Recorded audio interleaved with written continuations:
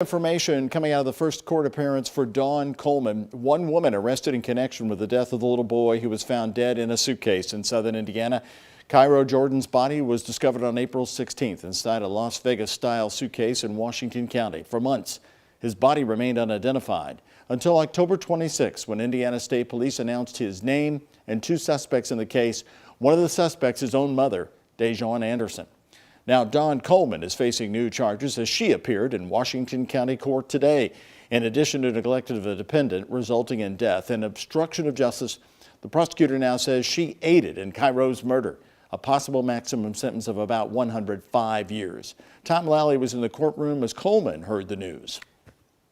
When the judge read Dawn Coleman her charges, old and new, as well as the sentences she could face if convicted, she began to cry. It's the first time we saw her in person in the southern Indiana courtroom. We also learned her side of the story through this probable cause affidavit.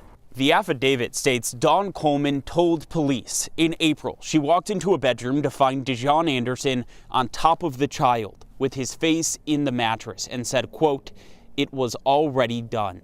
She allegedly told police there were trash bags already in the room, and she helped to put the child inside a Las Vegas suitcase. Dejon Anderson is still at large tonight, but Sergeant Kerry Hulls tells us he is confident they'll find her very soon. Nobody can hide forever. I mean, it is possible. There have been a few in history, but only a few. So I'm confident that eventually we will find her, or she will show up on the radar someplace, and we'll be able to obtain her and bring her back to Indiana. Without getting into detail. If you see Dejon Anderson, he says to call 911. As for Coleman, she'll stay in jail with a $5 million bond. Her trial set to begin in May of 2023. I also spoke with a former friend of Dawn Coleman, who she lived with for a time in Florida.